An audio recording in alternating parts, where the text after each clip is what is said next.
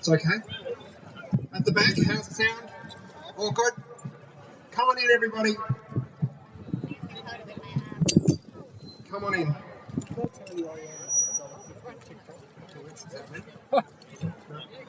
Day 329. I mean, just extraordinary. Week 47. Thank you all so very much for continuing to come out. You're proving all of the doubters wrong, that people would forget about Palestine. And I know it's hard. I know it's hard, I know it's tiring, but imagine what it's like for a Palestinian in Gaza. Whenever you're feeling a little bit low, imagine what it's like for somebody in Gaza. Imagine what it's like for a father on Father's Day. Our Palestinian fathers that are having children birthed and dying in this period. Draw on that strength to continue to show up. Continue to show up. It's Father's Day, and for Palestinians it's been increasingly hard for us to celebrate anything. Whatever that might be, whatever Eid or celebration that might be, as Palestinians it's impossible for us to celebrate whilst our people are being genocided. But here we're going to talk a moment about Father's Day and about Palestinian fathers, because the media keeps saying about innocent women and children, suggesting that our men are not innocent. Palestinian men, shame absolutely, Palestinian men are innocent. Palestinian men are heroes. Palestinian men are filled with love. Palestinian men are filled with love and dignity and hope and deserve every bit of humanity as anyone else on this earth. Anyone else. And those Palestinian men that are at the forefront of the Civil Defence Service, that are digging up the bones and the bodies of their family members, are as heroic as our Palestinian men who fight in the resistance. All power to them. We hear too often about Israel's right to exist. Let's be clear, Israel does not have a right to exist. Palestinians have a right to exist. Palestinians have a right to resist. Palestinians have a right to justice and to fight for their right to live freely on their land. Palestinians have the right, not Israel. My friends, a timely reminder, we are here on this continent on stolen land. This always was and always will be Aboriginal land. They are not traditional owners, they are the owners. I'd urge each and every one of you, when you do an acknowledgement, try to get rid of that word traditional. Try to get rid of that word traditional. It suggests something like in a past context. They always were and always will be the owners. This always was and always will be Aboriginal land. Always was, always will be. And always will be, sister. A little bit out of time, but we love you. This continent knows no bounds in the violence that it will exert on its First Peoples, on anybody of colour. We witnessed that this past week, with the suicide of 2 Indigenous youths. Shame. We're witnessing that in the Northern Territory, where we had the most racist of elections, where they're going to start criminalising 10-year-olds. It should be no surprise to anyone here that 100% of the children incarcerated in the Northern Territory are Indigenous. These rules are about oppressing our First Nations people. Shame. It also, we've got a Tamil speaker a little bit later. I might leave that bit till then and leave it for them.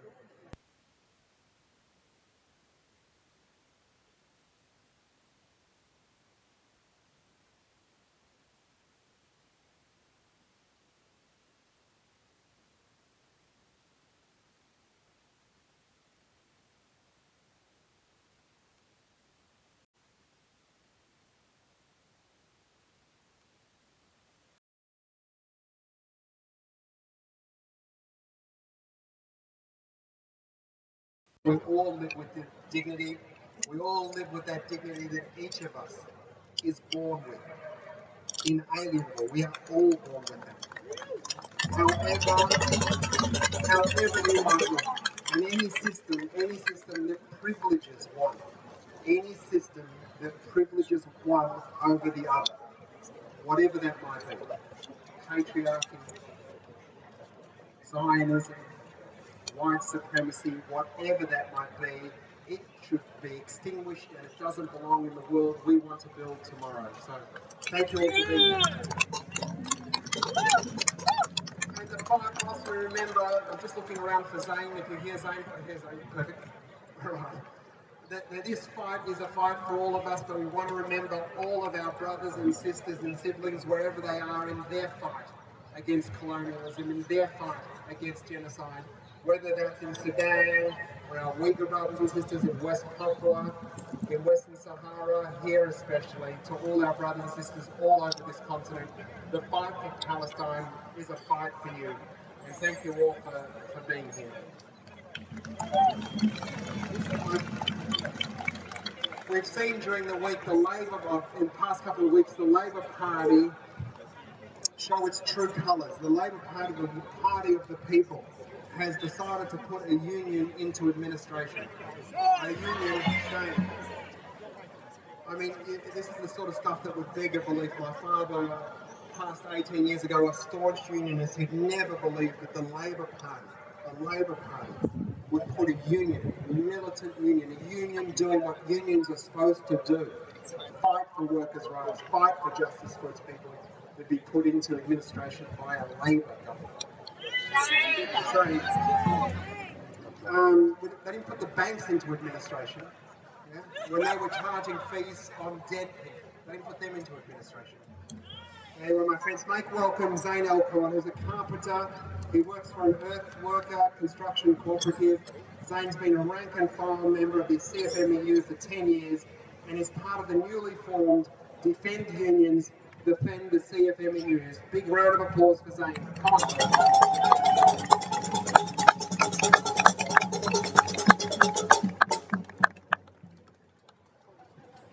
Thank you, Nasser.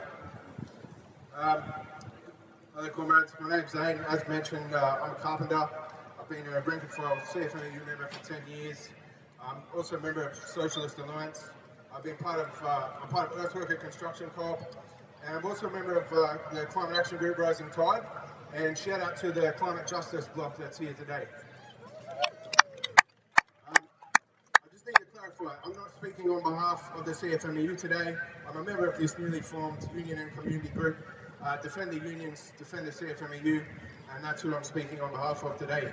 I want to acknowledge that the land we're on is part of the Kulin Nation, and the fight for Aboriginal land rights and self-determination is unfinished business with very clear parallels to the Palestinian cause.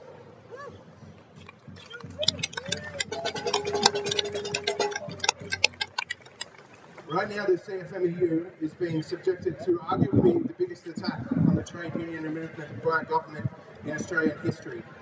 Liberal and Labor have passed laws appointing a government administrator with dictatorial powers to take over our union. The administrator has sacked every elected CFMEU official in the country. And I can tell you, some of those sacked were among the most vocal supporters of the Palestinian cause in our union. Those who have been sacked have no right of appeal, and if they resist or keep trying to organise, they can be fined $1 million and sent to jail for 2 years.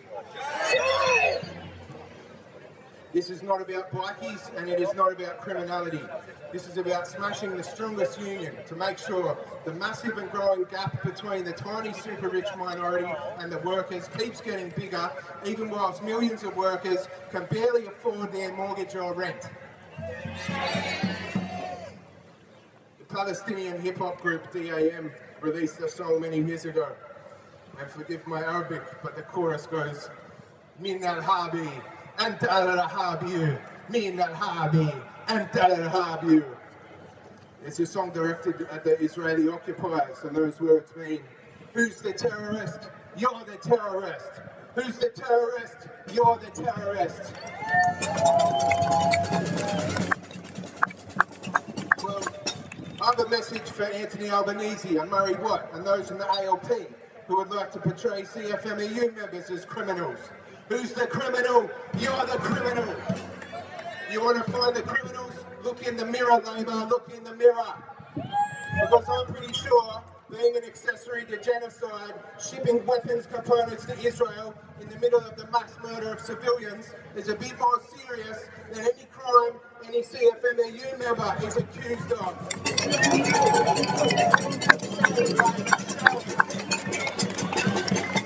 As we saw this week, the CFMAU, the union movement and the progressive community, they showed they won't take this authoritarian takeover of the CFMAU lying down. Tens of thousands of people downed tools across the country and showed that they are ready to stand up and fight back.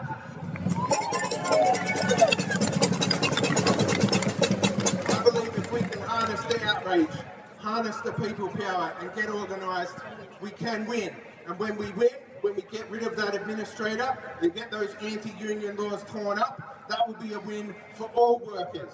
It's going to energise progressive politics and the union movement as a whole.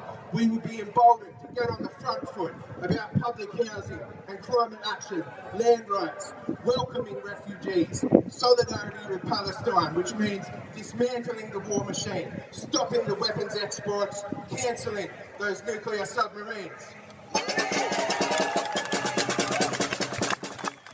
And Nasser Masni has made this point well. When Palestine wins back its sovereignty, its self-determination, off the back of a global people power movement, this is going to energise progressive politics on a global scale. This will be a powerful victory that sends an earthquake through the global divide between rich and poor, between coloniser and colonised. It will be a victory for the 99% and a big blow against empire.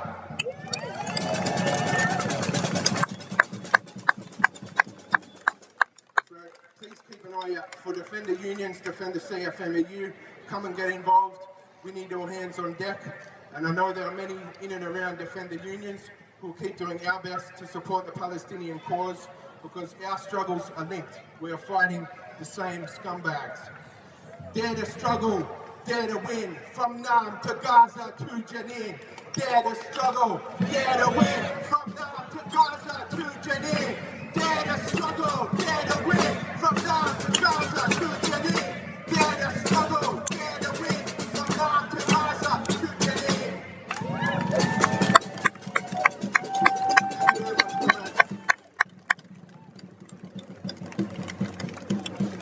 Excellent speaking, Zane, quoting Nasser. That'll get you a big round of applause. Another big round for Zane here. When workers are under attack, what do we do? Stand up, fight back. When workers are under attack.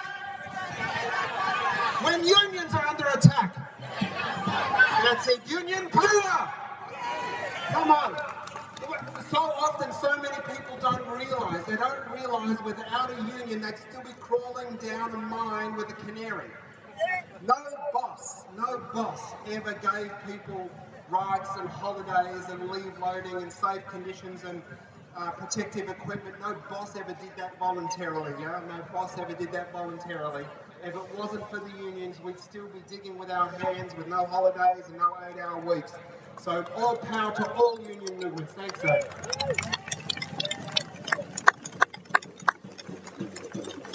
Palestinians have asked for people of good conscience all over the world to boycott, divest and sanction.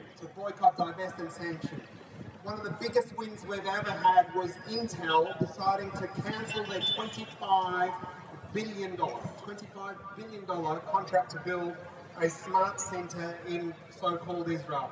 That's huge, but that's at a company level, at an industrial level. But as a human, what can you do? I know you all know a lot of things you can do, but we've got a speaker now, Paddy O'Reilly, who is a Melbourne Naarm-based author of non-fiction and fiction.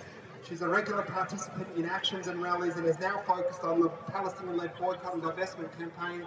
She's going to tell you a little bit about our next campaign. Thanks, everybody. Big round of applause.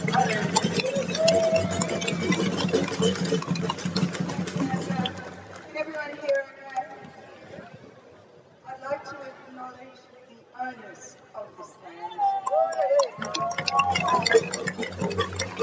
and thank them for all they've done to keep this country in the best shape they can, and to acknowledge their elders, past and present, and the elders of any Indigenous communities that are here today. here today to speak to you about one of the most despicable corporations on the planet. That corporation is Chevron. Some of you in the environment community probably already know about Chevron. You would know that Chevron deliberately discharged over 16 billion gallons of cancer-causing toxic waste into the northern Ecuadorian Amazon. Oh, and they explained why they did it. A cost-saving measure. Shame. You would also know that Chevron was finally convicted in court and fined $9.5 billion, and 13 years later, it has not paid a cent. Altogether, Chevron has amassed more than $50 billion in judgments and settlement debts that the company refuses to pay. Chevron has refused to do mandated cleanup in Thailand, the USA, Argentina, Nigeria, Ecuador, Venezuela, Poland, Azerbaijan, Romania, Brazil, Burma, Cambodia, China, Timor-Leste, Myanmar, and Ghana. It has said we will fight paying reparations until hell freezes over, and then we'll fight on the ice. So why am I talking about Chevron at a Palestine rally? Well, no surprise. This monster, Chevron, is also supporting genocide in occupied Palestine. Chevron's gas supplies the power for Israeli military bases, police stations and prisons where Palestinian hostages are incarcerated, tortured and raped to death. Chevron's gas provides electricity for the illegal settlements in the West Bank, their mansions and swimming pools and private roads, and for the vicious and violent settlers trying to drive out Palestinians. Huge tax revenues from Chevron's gas extraction off the coast of Palestine help to fund Israel's war machine. It's money that helps to pay for more weapons, more bombs, more fighter jets. Now, it's pretty obvious that all Chevron cares about is profit. And that's where you and I and your friends and family and everyone with a conscience comes in. The only way Chevron will stop supporting Israel's genocide is if it's bad for business. And you know what? We're going to make it bad for business.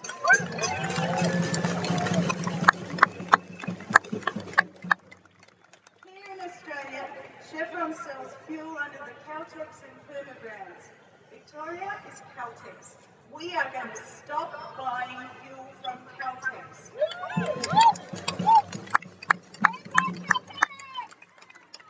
Palestinians have called for a worldwide boycott, and that boycott is being driven by ordinary people who know that their leaders are not listening, but who also know that corporations only care about profit, and that means boycotts work. On the morning of Saturday, October 5th, around Australia, there will be rallies at Caltex service stations. These will be peaceful rallies, non-arrestable, and they'll be about creating awareness. There'll be burners and placards, leaflets, and bumper stickers. Please join the rallies. Speak to your local group about joining and follow Boycott Caltex on Instagram for updates. But until then, we each have a mission. Use your individual power.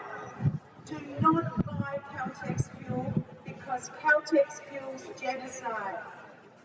So I'm asking you, from today onwards, are you going to buy Caltex fuel? No! Say it again. Are you going to buy Caltex fuel? No! Are you going to let your family and friends buy Caltex fuel? No! Are you going to spread the word about boycotting Caltex fuel? Yes! We can do it. This show Chevron that supporting Israel's genocide is bad for business. Say it after me. Boycott Caltex. Boycott Caltex. Boycott Caltex. Free Palestine.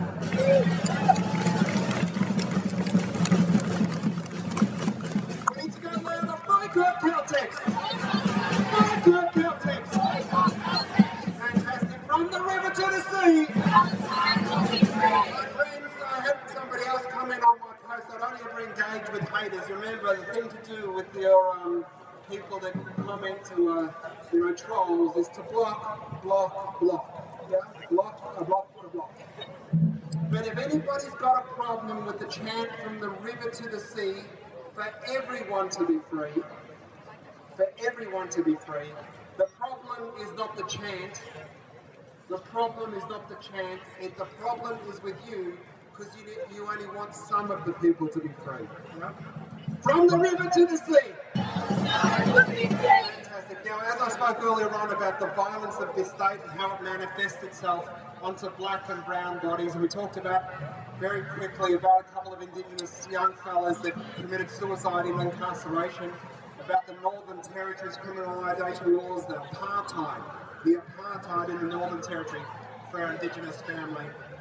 It also exhibited itself against a population, a community of refugees in Australia who have been suffering brutally. Our refugees that have been here, many of them from Sri Lanka, our Tamil brothers and sisters. We've got Rathi Bartloti.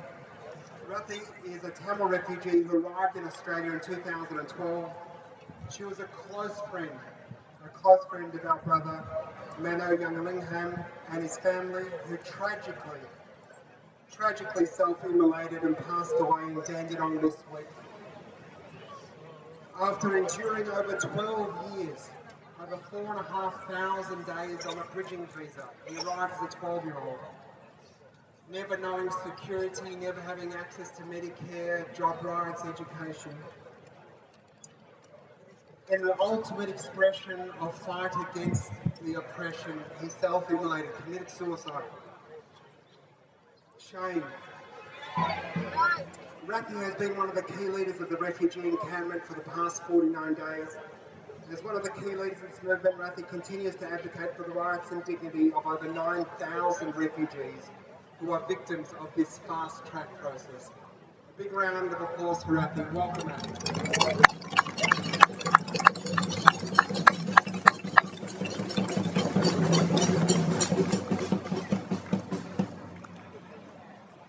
Hi everyone. I want to begin by acknowledging the pain our Palestinian brothers and sisters are enduring as you face another genocide. As a Tamil refugee who fled the genocide in Sri Lanka, I know all too well the suffering that comes with being targeted for who you are. I arrived in Australia in 2013, escaping a country where thousands of Tamils were disappeared. But instead of finding safety, Australia chose to support the government responsible for these killings, giving them millions in aid and deporting hundreds of Tamil refugees back to danger. Those of us who we allowed to stay there denied permanent visa by the Labour government at that time. We were then handed over to liberals who imposed the brutal fast-track process, keeping us in limbo for over a decade. Despite being part of this community for more than 12 years, we are still denied the security of permanent visa. It's been over 2 years since Labour returned to power. While they have acknowledged the unfair system, they have done nothing to change it. This deliberate inaction has had tragic consequences. My friend of Mano, Yogalingam, is no longer with us. Mano was a strong, caring person who always looked out deeply committed to our community and this campaign. He did everything he could to keep us united and safe. But the despair caused by this government policies led his death. Minor death is not an isolated tragedy.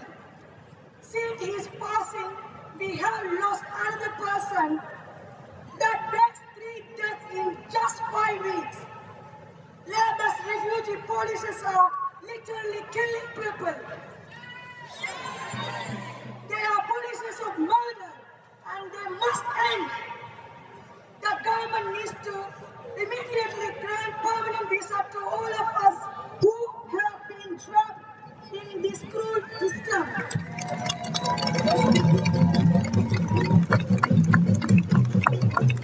We cannot continue to live in this uncertainty. Permanent visas must also be granted to all refugees, including those fleeing Palestine. I want to send a message of solidarity to our Palestinian brothers and sisters and to all their supporters. Over the past 49 days, the refugee encampment has been a place of hope for all of us. And your support has been invaluable.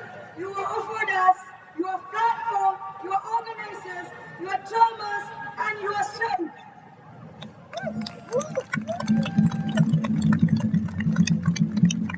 As leader of the refugee encampment, we deeply value your solidarity and we want to see even more of you as we continue this campaign.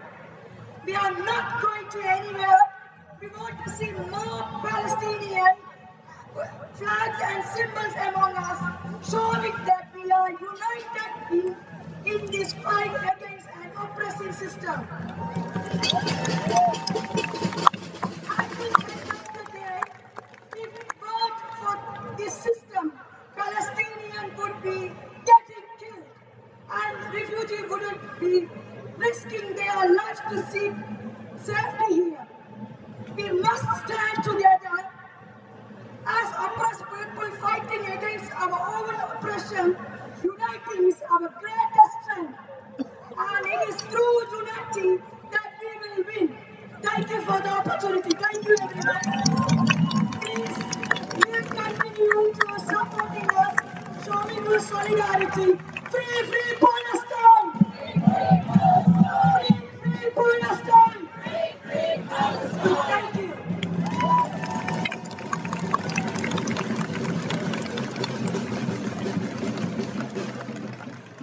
It's so important to remember that all of our fights are connected. Yeah, that fight is the fight for Indigenous rights, fight for Palestinian rights. These refugees came under a Labor government.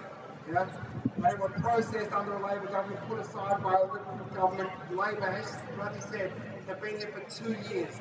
They've had ample time to give these people security, a homeland, somewhere to live, but they continue to process them, continue to hurt and oppress, and continue to marginalise them.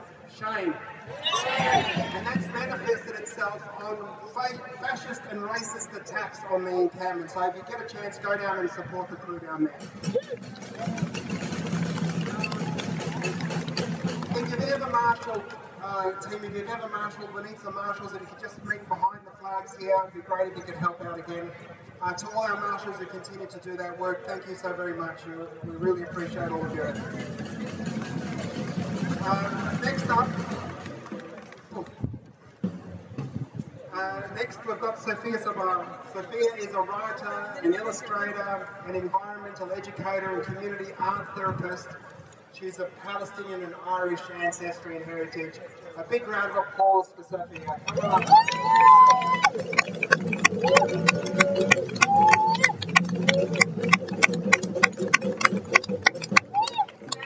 Thank you so much everyone for being here today. I'd like to pay my respects to Wurundjeri people on whose land I'm talking and extend that respect to all First Nations people on whose land we are fighting for Palestinian liberation. So Israel has been using strategies in the West Bank that they have been using to commit genocide in Gaza.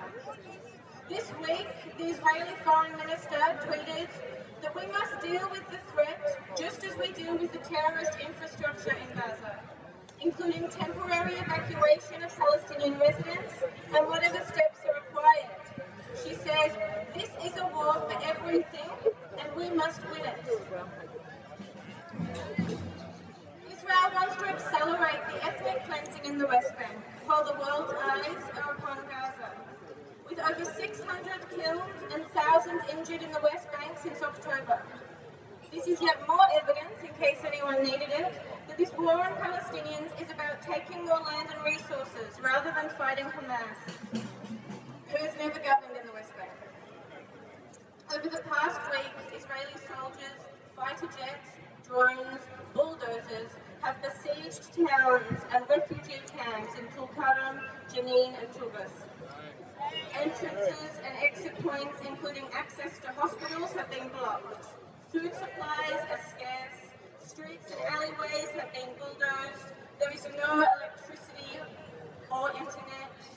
People are afraid to leave their homes in Jenin as they risk being shot. These recent attacks have not come out of nowhere. For the last few months, no one in these towns have been able to turn on a light at night time for risk of being shot through their windows. Nor have they been able to sleep due to the consistent night raids. Soon after October last year, Huwara, a village near Nablus, closed all of its shops at the command of the IDF. Huwara residents were not even able to cross the road. Settlers took the streets to maintain dominance, splitting Huwara up between east and west. To travel down this street, suddenly the residents needed to get a permit from Israel. When residents rebelliously tried to open up the shop, settlers lit up the street. They burned 30 cars and homes, and while they were aflame, the settlers blocked entrances to these homes so that it was impossible for people to get in or out. Firers had to climb over the barricades and onto the roof to try and save those lives from inside. The village Huwara has become isolated. No one coming in or out. It's a ghost town. By December, 5 dunums of land around Huwara has been occupied by the IDF for military use.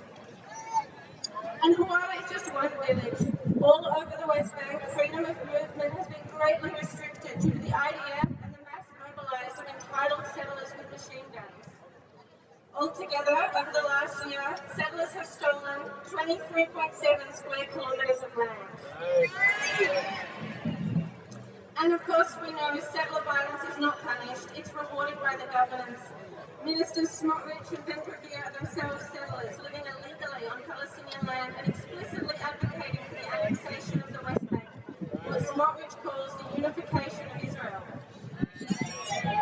In the last few weeks, Smotrich has changed the classifications of areas B and C, controlling the water, legalising settler outposts, encouraging settler attacks, holding the PA tax money, and diminishing the role of the PA.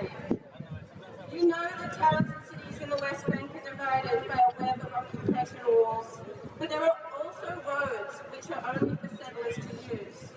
If you were to try and drive around using a Palestinian number plate, your car will likely be smashed up with rocks. Palestinian cars need to detour around settler roads, spending 9 hours to take a 30-minute journey. Most Palestinians aren't driving around because they will likely be turned back at one of the many checkpoints. If you were to drive around the West Bank today, you will see that most towns now are completely surrounded, 360 degrees by new settlements. You will see that these settlements are not just houses, but have schools, apartment buildings, shopping malls.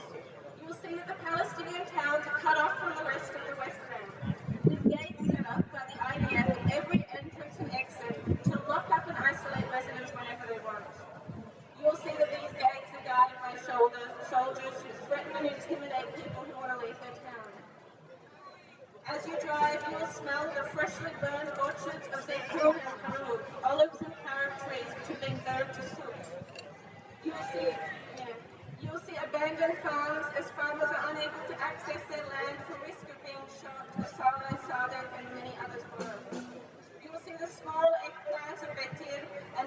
smaller due to the lack of water supply.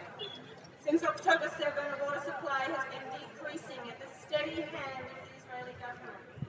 Today, there are only 2 days of running water available in the West Bank. This water, being sourced from the Palestinian territories, is militarily protected and provided at no cost to settlers. As you travel, you will not see people travelling to work.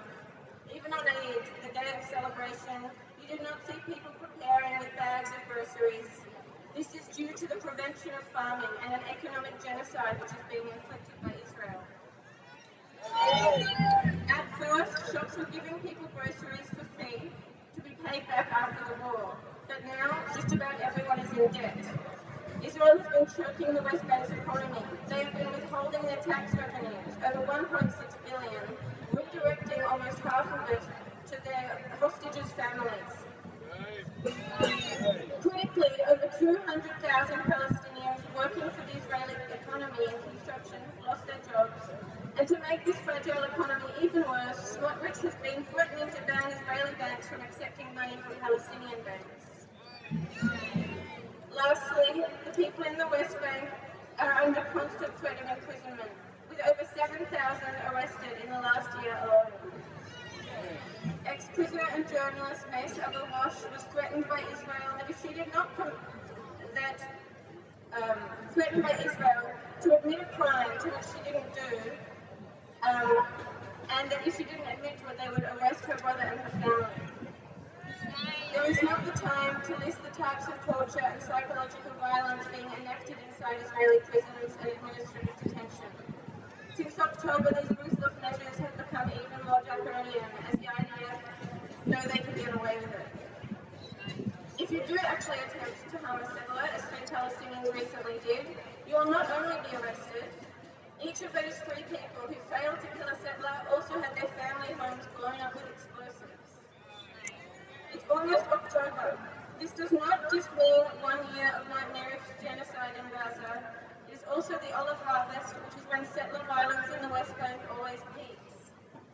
Mainstream Australian media is going to be commemorating the deaths of Israelis from October 7, while violence against Palestinians is continuing to worsen exponentially. They think they can get away with the genocide in Gaza, and they think they can get away with this escalation in the West Bank. We need to continue resisting this awful genocide. Encourage your workplaces and all of the places you visit to boycott Zionist services and products. The boycotts are working. While people, governments and corporations are profiting from this nightmare, we have hope in collectively disrupting their profits. Thanks so much, everyone. Thanks, Stephanie. Free, free Palestine! Free Palestine! Free, free Palestine! Free, free Palestine! So my friends, tomorrow there is a End the Weapons Trade event, workshop for public sector workers and unionists. It's at 6 p.m. tomorrow. It's at Trades Hall at 6 p.m. We've got David Shoebridge there, Kevin Bratton who's here, Tasneem, Judith McVeigh, Alison Thorne. Trades Hall, 6 p.m. tomorrow. Make sure you get along to that if you can. End the weapons trade. And also don't forget next Sunday at Camp Sovereignty. Can we stop the drums?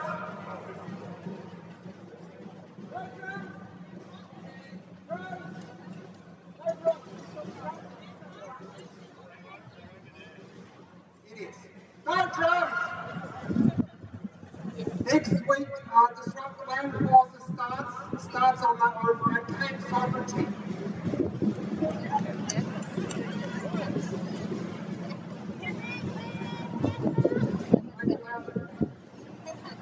And Disrupt Land Forces starts at Camp Sovereignty next Sunday, and there's a whole week of actions. But at 6 a.m. At 6 a.m. on the 11th, there's a picket. So there's these guys going around. So tomorrow Trades Hall or the picket on the 11th at 6 a.m. But make sure you get along. Victoria should not be profiting. Nobody should be profiting from death and genocide and weaponry. It's capitalism, that's all. Nobody should be profiting from death. And Victoria hosting a Sunday market for misery and pain and death is shameful. And whilst these ministers and sales executives and sales representatives say we kill more people than that bomb and ours is faster and allows you to kill more. This is criminal, absolutely, but it's about killing the lowest people on a hierarchy of white supremacy, and that absolutely is brown people. But white people know you're next. If somebody can make money from killing, they don't see anyone as equal as them. They don't see anyone as equal as them. So it might be us today, but it's you tomorrow. Your fight is our fight. So get along to those and support everybody, please. As Sophia said, this attack in the West Bank is proof that what has now become acceptable in Gaza is acceptable in the West Bank. It's the new model of oppression, of settler colonialism that's going to get wound out throughout the world. Turn off the water, turn off the electricity, demand evacuations, bomb hospitals, kill people. It's shameful. It's never been about Hamas. It's always been about maximum Palestinian geography with as few Palestinians as possible. That's what settler colonialism does, my friends. And I want you to know, Algeria won. Algeria won. Vietnam won. And Palestine will win. Palestine will win, my friends, but it needs every single one of you. We cannot rely on Zionists to wake up one day and go, you know what, this is not right, this is a bad ideology. Martin Luther King said it, he said, freedom is never voluntarily given by the oppressor, it must be demanded by the oppressed. Must be demanded by the oppressed. And that looks like, not like kings and queens who suddenly went, we have representational democracy. It was guillotines. Yeah? It wasn't the Germans that stopped the Holocaust. For all the anti-Palestinian racism now, we're good guys, Germans didn't rise up against Hitler. It wasn't white South Africans who said apartheid is wrong. It was us, the people, that did whatever was necessary to do to end that oppression. It was us, the people, that fought. It was us, the people, that went to the streets, the boycotted, divested, and sanctioned. It was us, the people, that ended those layers of oppression. It was us, the people, the power sits with all of you. And before we start marching, I'm going to leave you with the words of Huey P. Newton. It was the founder of the Black Panthers. He said, the oppressor must be harassed until his doom. He must have no peace, day or night. These slaves have always outnumbered the enslavers. The power of the oppressor rests upon the submission of the oppressed. Do not be oppressed, my brothers and sisters. Fight for your freedom. Fight for Palestine. Fight for justice. From the river to the sea. From the river to the sea. Let's start marching, everyone. 1, 2, 3. Stop the bombing now, now, now, now. 1, 2, 3.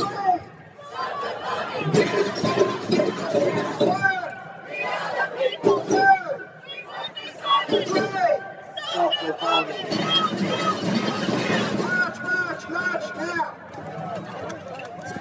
Free Palestine! Free Palestine! Free Palestine! Free Palestine!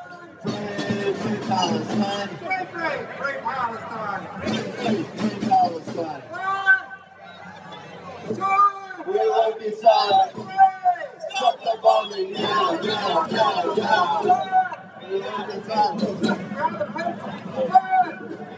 Free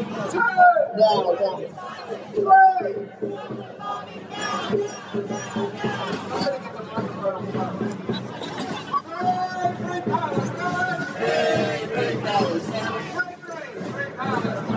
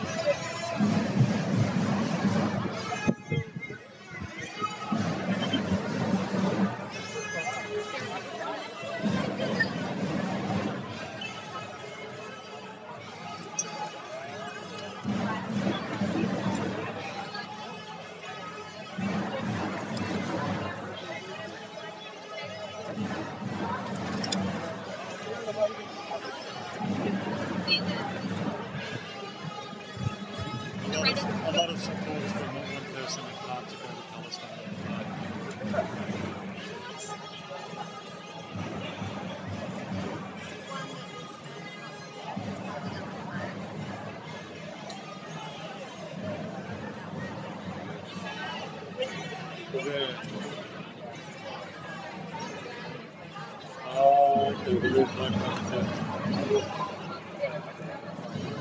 might just go and get it. And I'll wait for this one.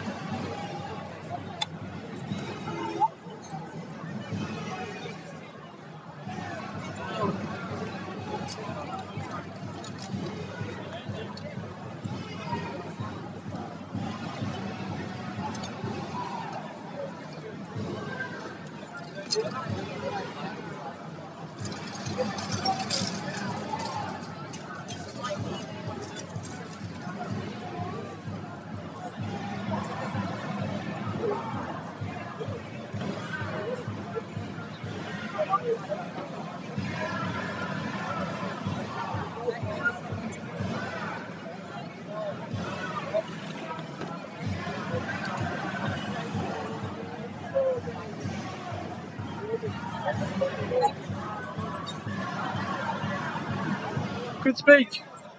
Well done. It's all on TikTok and Instagram if you need to look back at it.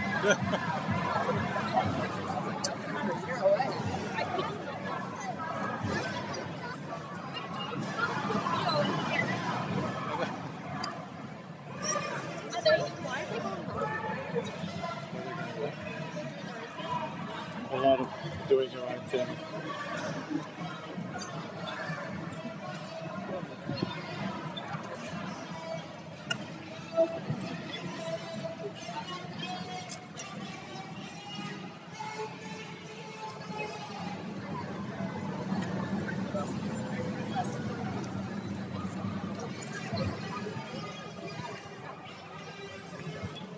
Why are you calling us over here?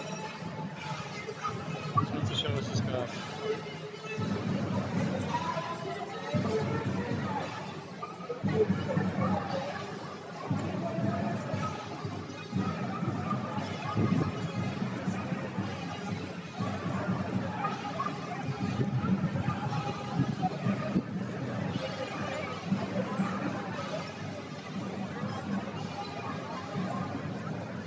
Hey Dan. The people.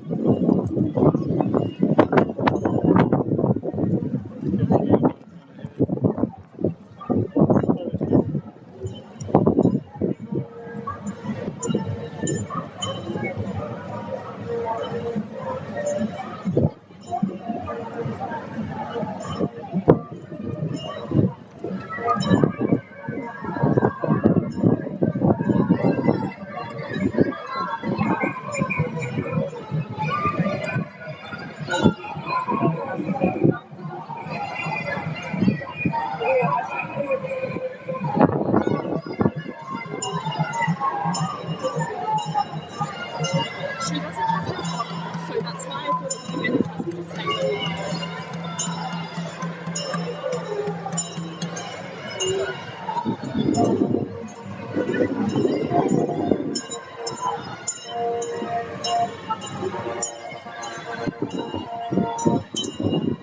You seen these two? Very cute.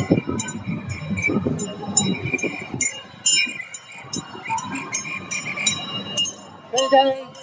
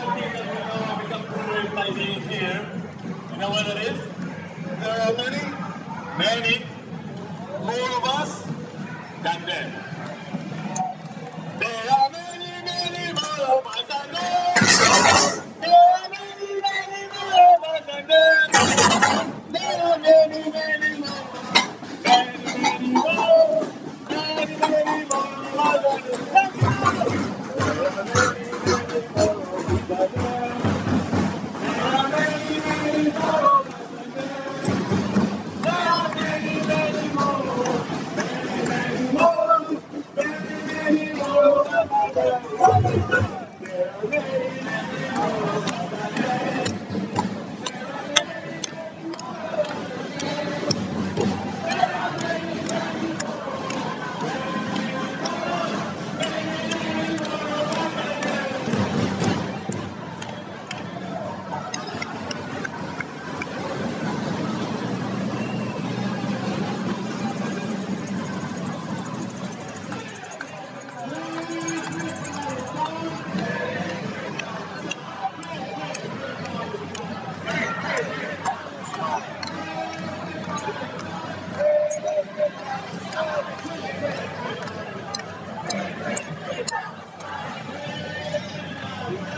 are you going? I haven't seen you in ages. Are you good?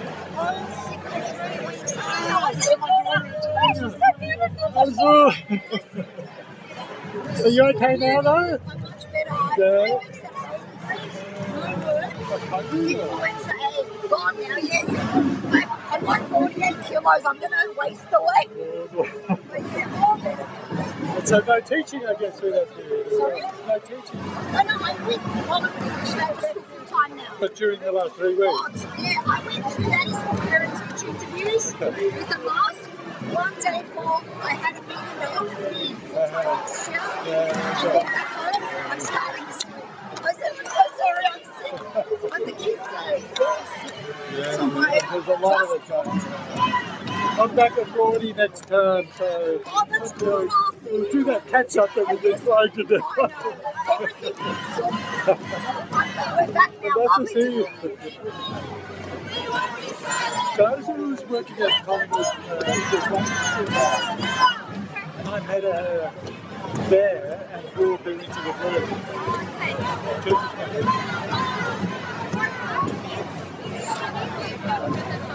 She just said, let's go with if we don't run into her, then we meet back at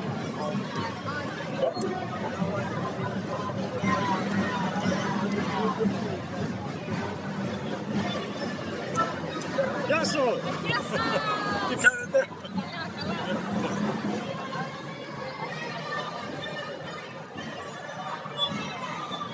She's there.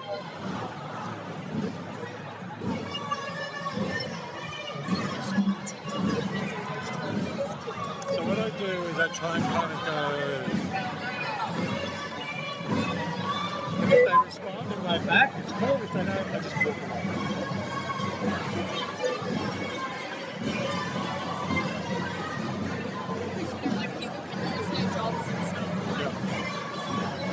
You can't tell, like some people, as soon as they feel like there's an adult there, they're just like, they'll find a way.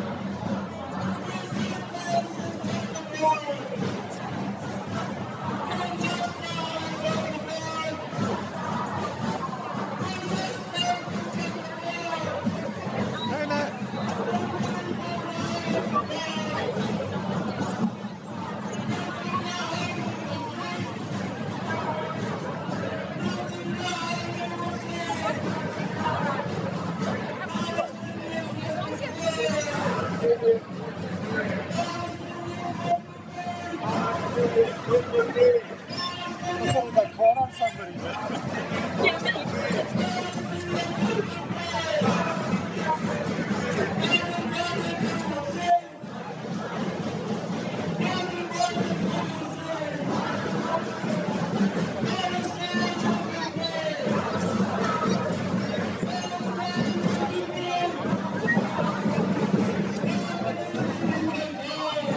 You see people do that when they see you coming, yeah?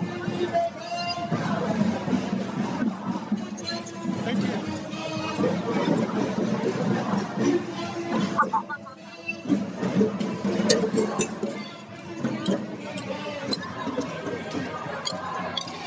How you doing? You good? All right.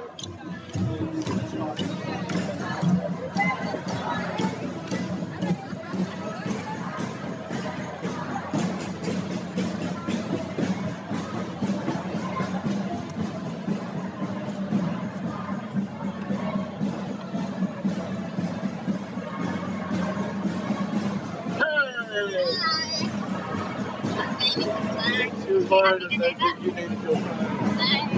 Do you want to get going? I don't know. Yeah, go for it. I'll have a drink. I'll get the first baby. I'm going to do it again.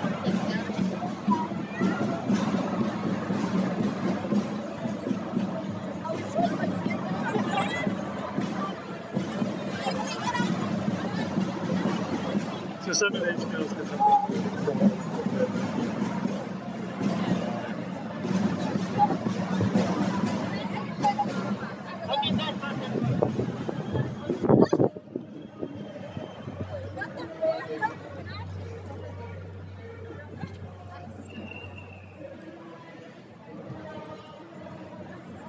Hey, how you going? You good? Yeah, good job holding the flag.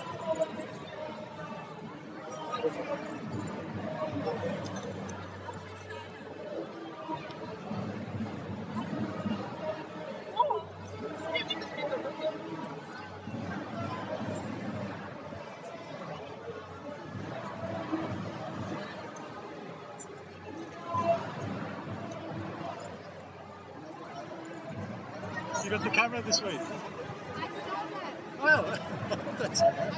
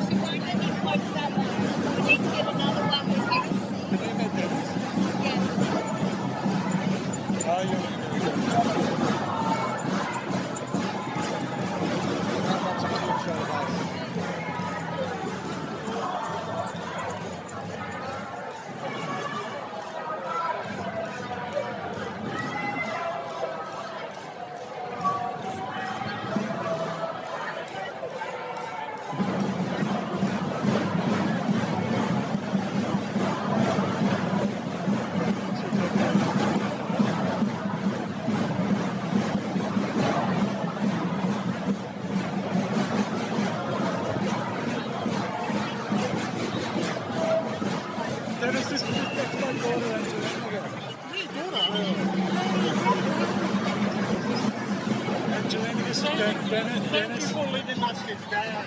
To the movement. Would be lost without it, I'm telling you. He's good.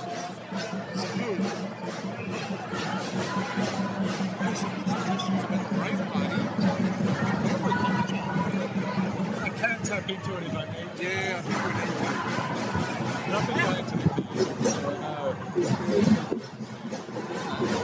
I've also been doing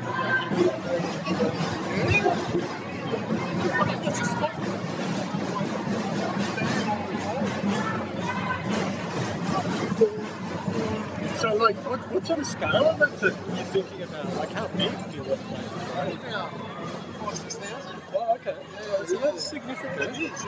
So you kind of like, you're thinking like a bush event or?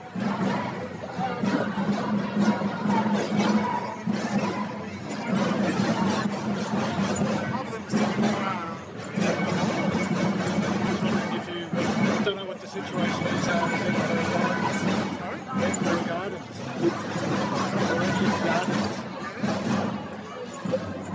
It depends on how.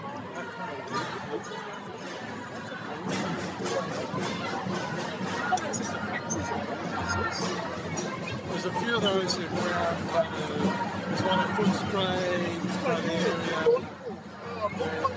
One on Racecourse Road.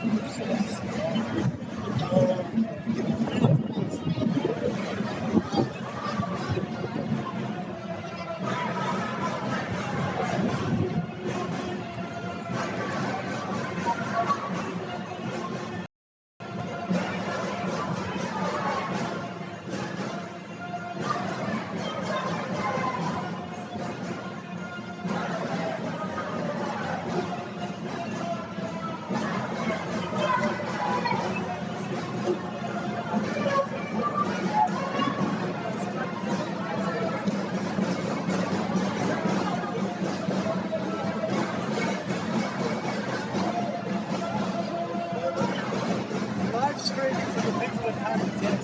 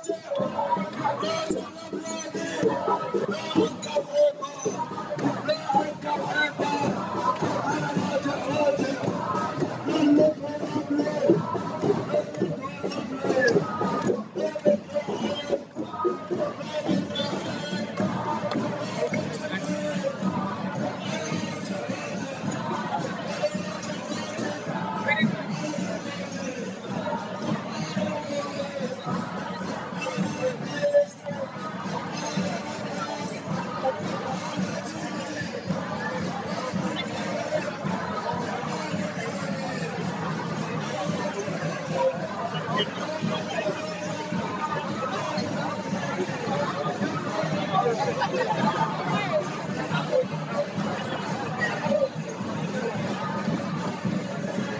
Palestine.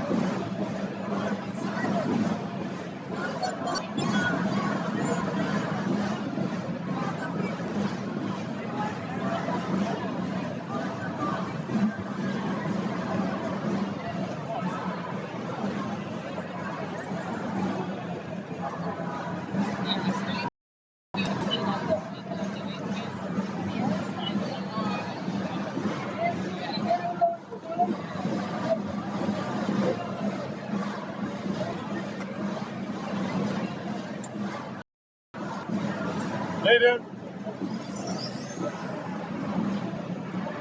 To show those pictures.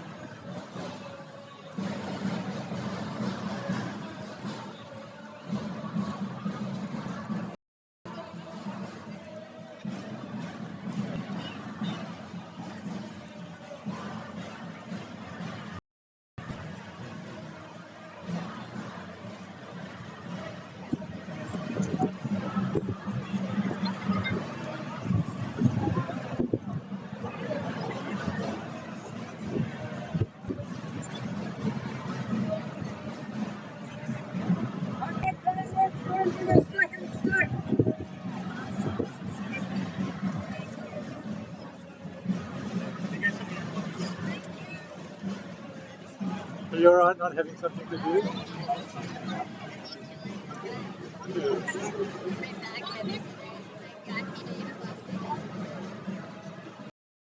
Right.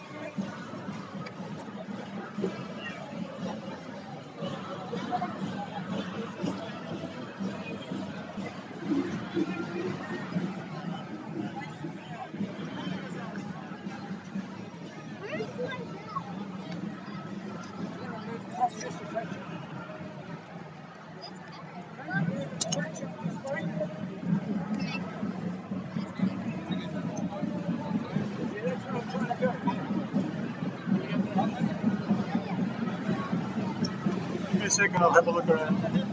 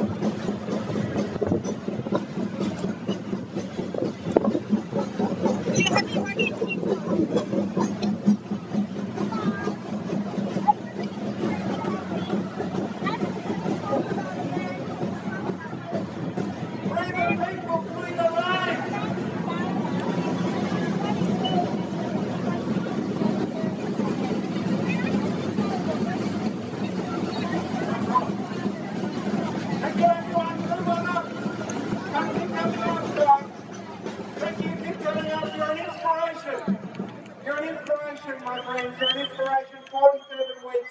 I can't tell you how uplifting this is for us as Palestinians to see you continue to fight for us, continue to march, continue to come out, continue to demand justice, continue to fight for all humanity. We can't thank you enough. My friends, we continue to shout out, we continue to advocate, we continue to boycott, we continue to act. I want to remind every one of you of the power each of you has individually.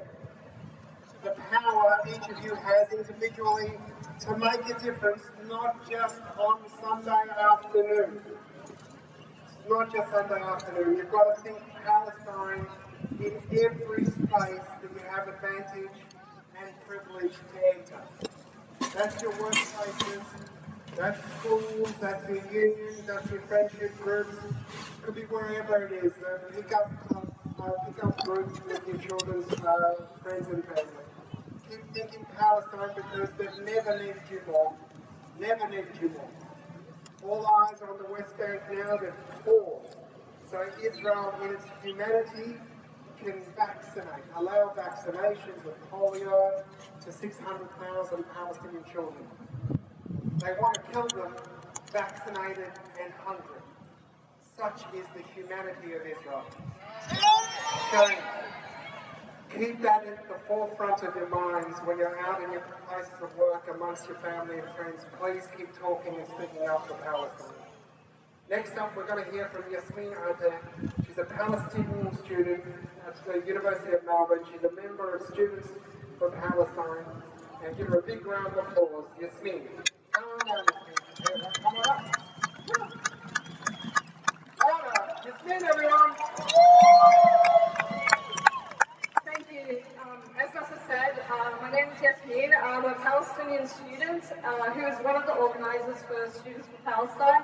And I want to talk about something historic that's been happening all across the country. You may have heard that universities across Australia have disgusting ties to weapons manufacturers. For the last few months, Students have been fighting against them, organising encampments, school and uni strikes and general protests. Earlier this year, the Students for Palestine branch in the University of Queensland brought out over 1,200 students mass meeting for Palestine. The motion they put through was for their university to divest. Since then, universities all across Australia have followed. RMIT had over 500 students come out. The University of Sydney had over 800 students come out. We had La Trobe and Deakin also this week, with over 400 students coming out. Seeing students stand up against genocide has been the highlight of my week.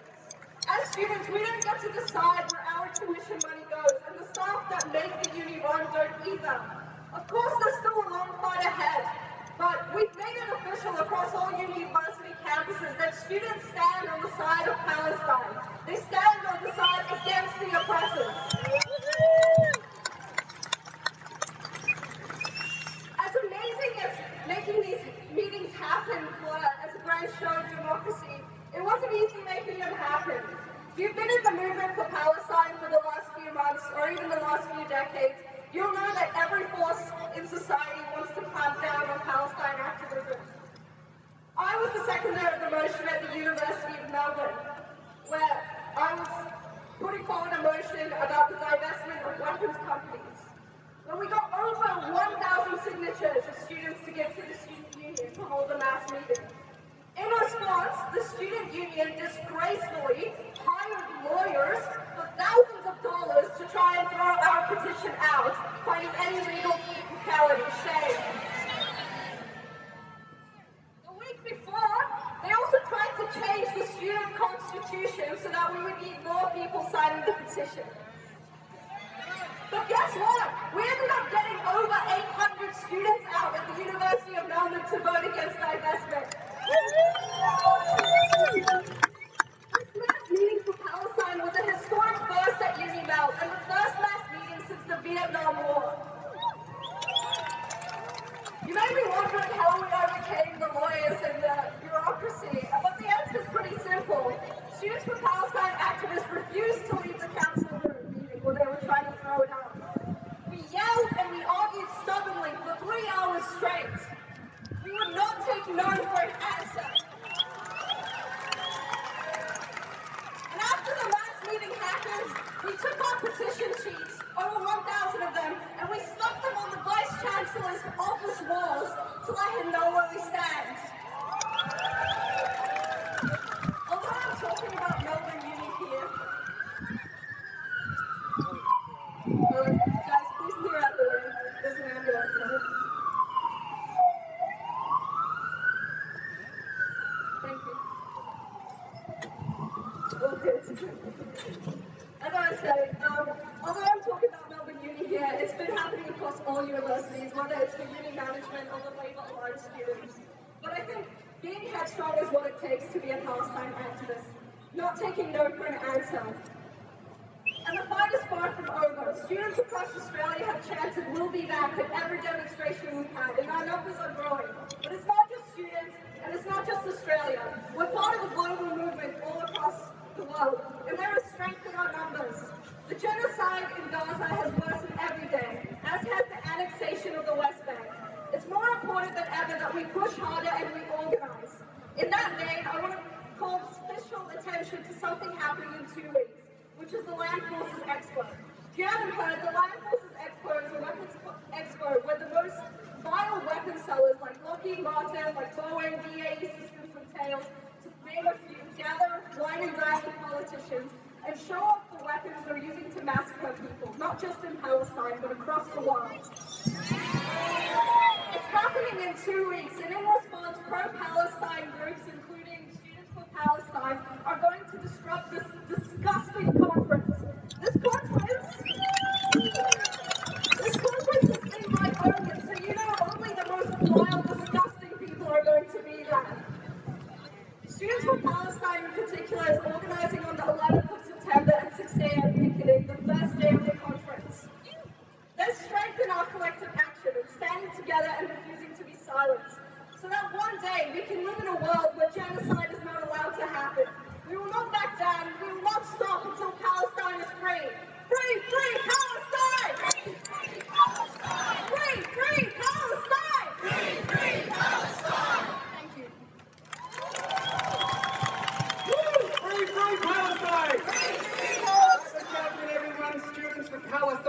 campuses everywhere. I'm sure at some point they're going to restart the encampments. They're going to need your support. So make sure you come out and support the students because they are our future.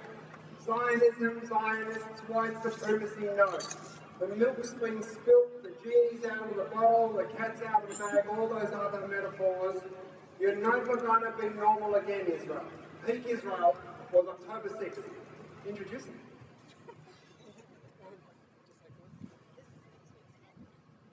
This is about next week's rally, which is at the start of the Disrupt Land Forces campaign. We'll still be meeting at 12 o'clock, but we're going somewhere else. We're going to need people to take some of these posters and put them around their university campuses, but their workplaces, put them in the back of your car, wherever you might find, post bills where you can legally do it. Maybe where nobody saw you do it, I don't know. But make sure you get one of these and put them up everywhere. We need next week to be huge because Melbourne should not be safe for anyone that wants to profit from debt, for whatever that person's colour is. Shame. No Sunday market for weaponry, it's shameful. Your Sunday markets are to recycle and reuse clothes and to get rid of bric-a-brac and maybe get your car back in your garage. It's not a place for selling munitions. My friends, I want to tell a very quick story about a Gazan. It's very easy for us to talk about the big numbers, but a humanitarian hero. And this man has a connection to Australia. Mohammed al-Halabi, who worked for World Vision. 8 years ago, Israel arrested him. 8 years ago. On his way back into Gaza, he'd just been at a conference in Jerusalem. Mohammed al-Halabi was accused of stealing $22 million, $2 million from World Vision and directing that to Gaza.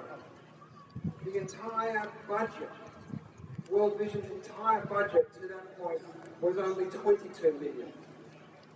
DFAT, World Vision, and one of the big four consultancy firms looked over all the paperwork and said nothing was missing. In fact, Mohammed was keeping better books than they might have expected or wanted. Better. After 2 years, the Israelis said to him, just plead guilty. Just plead guilty, and we'll let you go for time served. Mohammed, 8 years in jail now, said no. Unbroken, unconquered. He said no because he knew what pleading guilty to diverting charity funds to Hamas would mean.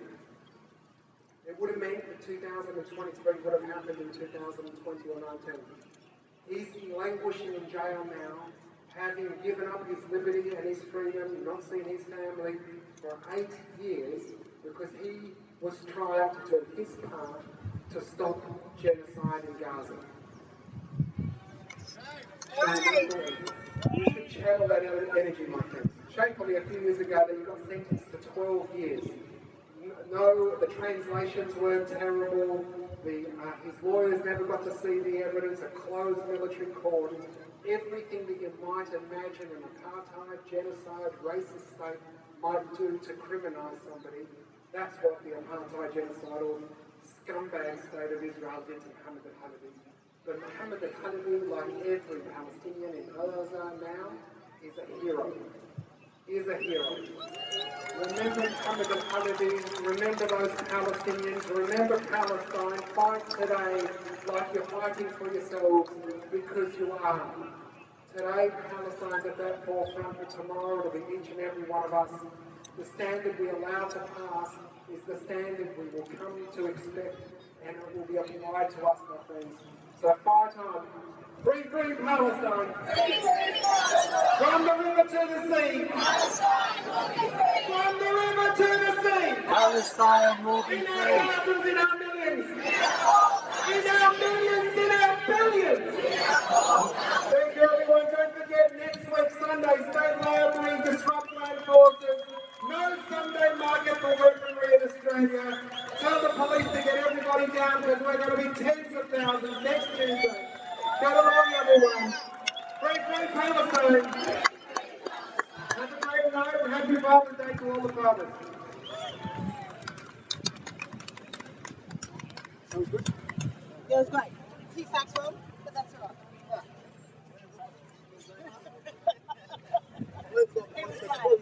Get in the way of the story. See you next week, inshallah. Take care, man. Take care.